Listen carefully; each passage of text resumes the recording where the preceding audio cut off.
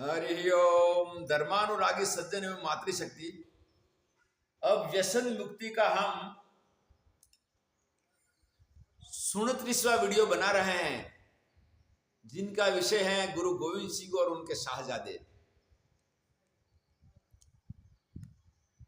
एक और हमारे व्यसनिक भारत से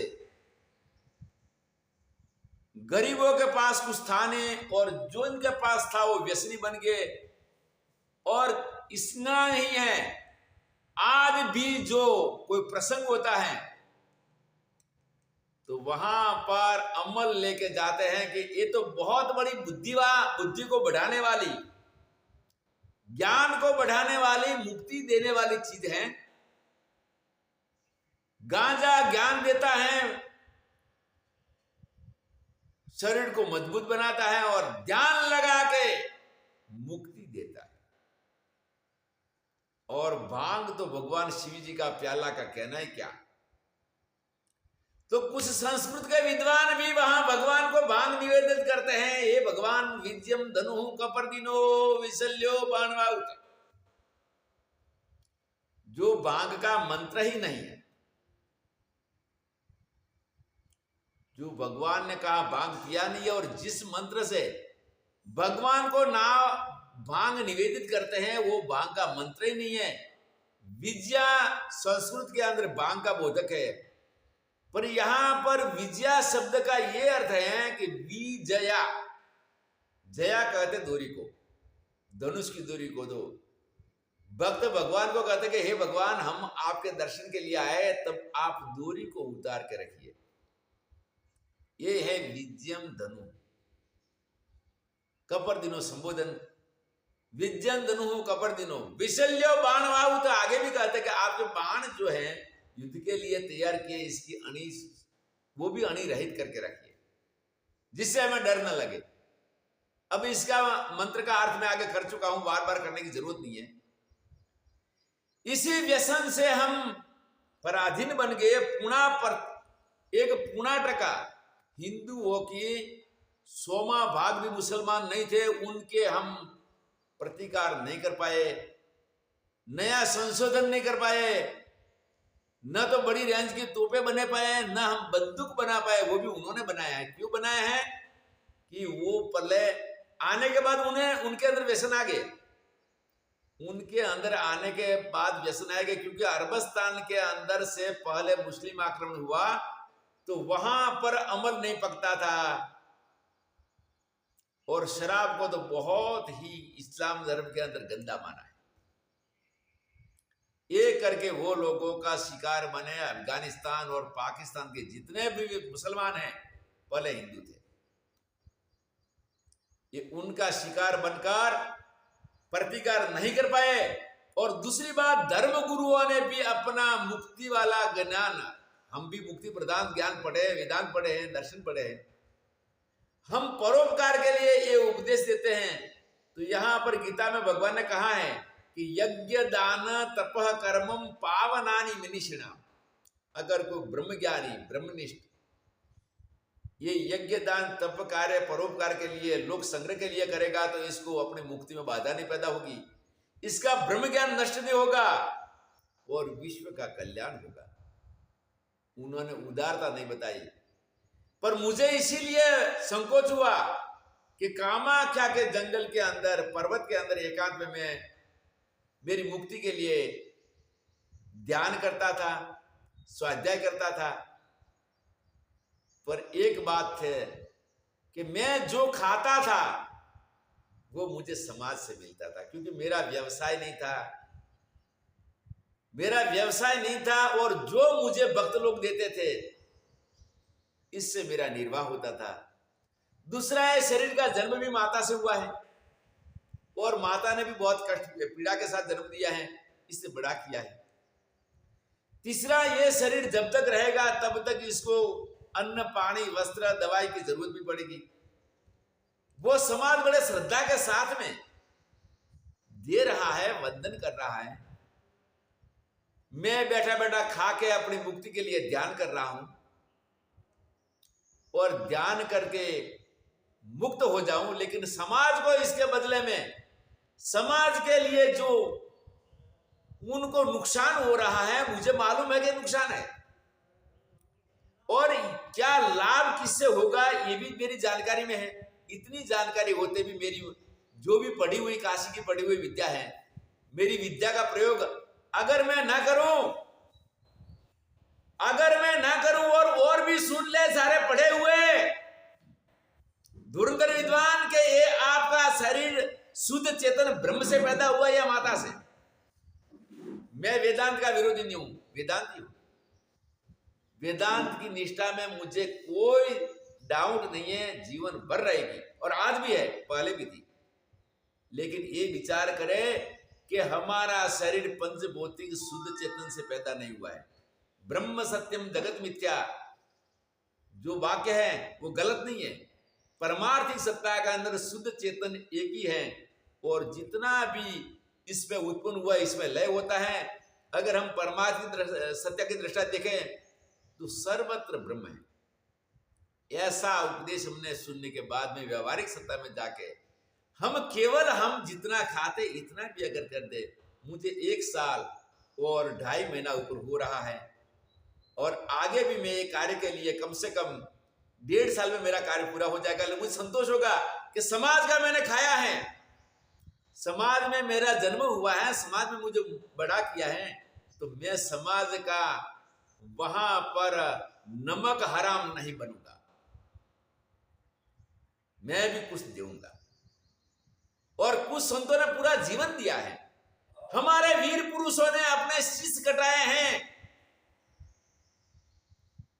हमारी कुलीन माताओं ने दगदगती अग्नि के अंदर कुलीनता के लिए छोटे छोटे बच्चियों को लेके भी जोहार किया है।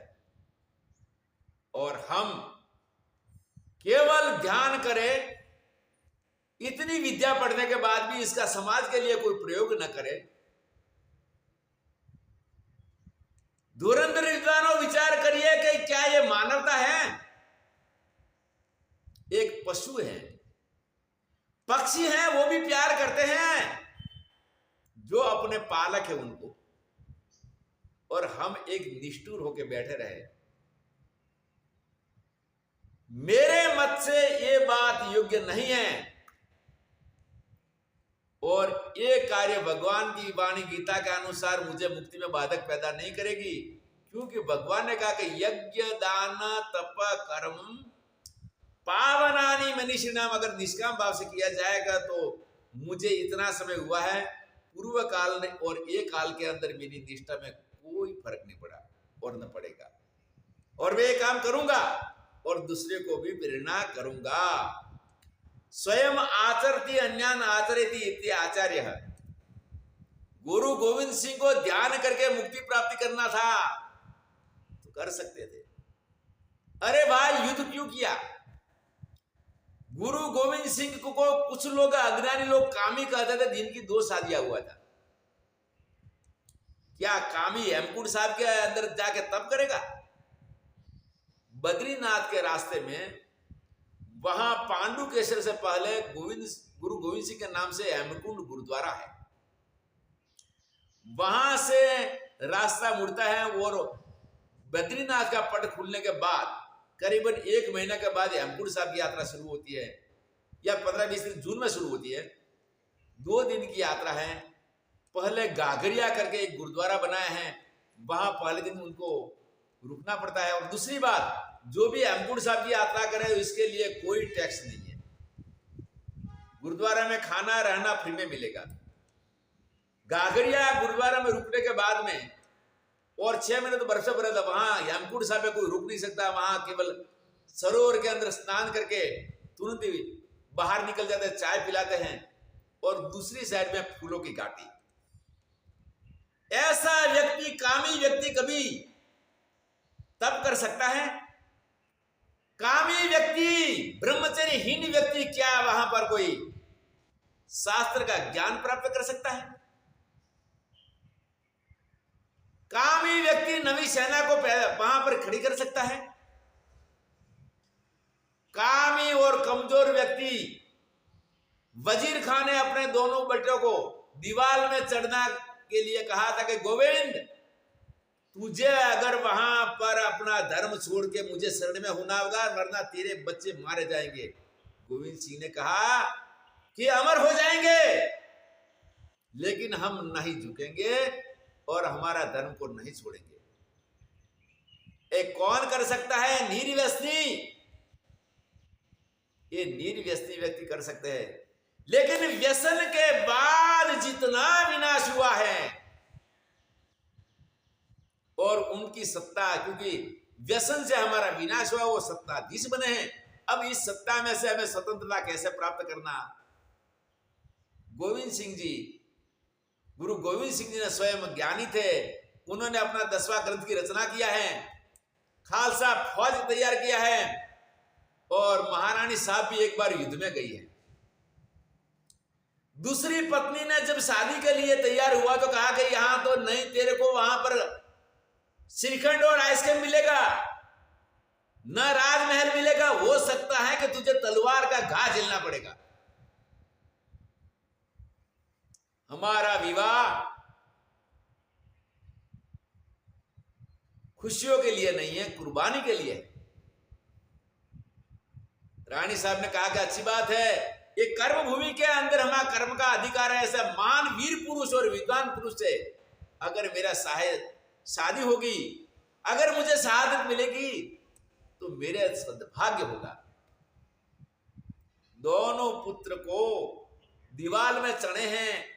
दीवाल में चढ़ने के बाद में दीवाल फट गई, तो कैसे किया जाए? तो ऐसा करो कि इसको गला काट के फिर चढ़ा जाए। गला काट दिया। गला काटने के बाद में अब लाशें पड़ी है, इसका अग्नि संस्कार कैसा होगा? वजीर खान बड़ा क्रूर था कि ये हिंदुओं के अंदर धर्म का नाम लेने वाले जाति है तो सिख नाम मात्र है, उनको जड़ से नष्ट किया जाए। तो वहां पर एक लालची वजीर था जिसका नाम था मियां जाफर बेग। जाफर बेग नाम था, और एक ब्राह्मण भी वहां वजीर था। एक ही ब्राह्मण वजीर था, वो बैठता था। तो वजीर खान कहता था अपने लोगों को कि सुनो, ये वजीर है लेकिन ये काफिर है। वजीर है लेकिन काफिर का विश्वास नहीं करना। काफिर जानवर होता है। जानवर और काफिर के अंदर अंतर नहीं है, हमारा कुरान कहता है। जानवर फिर भी अच्छा है लेकिन काफिर अच्छा नहीं है। जानवर को ज्ञान की प्राप्ति के लिए खुदा ने कोई साधन नहीं दिया, लेकिन काफिर को बार बार मारने से, कत्ल करने पर भी काफिर सुधरता नहीं है। काफिर को दंड देना है, ये अल्लाह का आदेश है। काफिर का अज्ञान नष्ट करने के लिए मूर्तियों को, मंदिरों को उजाड़ना है, ये पाक मुस्लिम के लिए सबसे बड़ा सद्भाग्य है। तो काफिर का विश्वास नहीं करता, तो वहां मियां जाफर बेग को पूरा का पूरा जितना एक जेवर नहीं बचा था मंगलसूत्र को छोड़ के। एक दूसरा ब्राह्मण था, वो छोटा वजीर था। इसने कहा कि वजीर साहब इतना धन ले लो। अरे थोड़ा कम है तो अब तो मेरी जान है, क्या मैं सिर काट के दूं तो क्या मिलेगा आपको? इतने से चला लो। धर्मपत्नी ने केवल एक मंगलसूत्र रखा था, जितना भी धन था सब मियां जाफर बेग को देकर गुरु जी के पुत्रों का अंत्येष्टि संस्कार किया। संस्कार करने के बाद में पकड़ा गया। पकड़ा जाने के बाद में मियां जाफर बेग इसमें बैठा था। अरे महाराज, मैंने फ्री में नहीं किया, ये शैतान को मेरा सारा धन दे दिया है। अब मेरी घरवाली के गले में मंगलसूत्र बचा है। देखो तंग जे सल मेरी झटियां रो, अम्ल मालवी बटियां रो। अमल खाजो आदमी, माताएं था जो मल्ला। गाबड़ा गूड़ा गड़ गया, जोरा दक्कन लागा दन्ना। प्यारा स्वजनों, विनाश ना इतिहासो सुनिए। एक कितना अमल ने शराब ने विनाश किया, गांजा और भांग ने जो हमारी संस्कृति के अंदर जिसकी बरकाई न, अरे अभी चल रहा है। होली के दिन जाते हैं बेटा तू भी खा, अरे तू भी ले लीजिए, ये अमृत है, नए नए को देते हैं जिनको व्यसन नहीं है। रोग से तो खाना पड़ेगा भाई, और इसके लिए सरकार लाइसेंस देती है, सस्ते भाव में मिलेगा। लेकिन ऐसी चीजों को दूसरे को क्यों देने के लिए जाते हो? कितना विनाश हो रहा है, और मुझे गला दुखाने की क्यों जरूरत है? मैं समाज की रोटी खा रहा हूं, समाज की रोटी खा रहा हूं, इसका तत्व को जानता हूं, और ये तत्व को जानने के बाद में मैं आसाम कामा कैसे आया हूं? क्योंकि मुझे दुख हो रहा था। समाज इतना वंदन करता है समाज के अंदर, और जीवन भर तक ये शरीर समाज का अन्न से जिएगा, समाज का सहयोग से जिएगा, क्योंकि परतंत्र जीव को दूसरे जीव की सहायता के बिना चलता नहीं है। तो मैं इसीलिए कहता हूं, अगर हो सके तो अपना जीवन पूरा करे, खाके बंद छोड़ दे, कम करे, या जीवन पूरा करे, पर नए लोगों को ही खिलाने की कोशिश न करे। देखो ये व्यसन का क्या प्रभाव है और क्या इसका परिणाम है। इसके साथ में हमें गुरु गोविंद सिंह जी के समय में अपने छोटे शाहजादे की शहादत का, व्यसन मुक्ति के विषय में हम वीडियो पूर्ण करके हम आगे भी गुरु गोविंद सिंह का वीडियो बनाएंगे।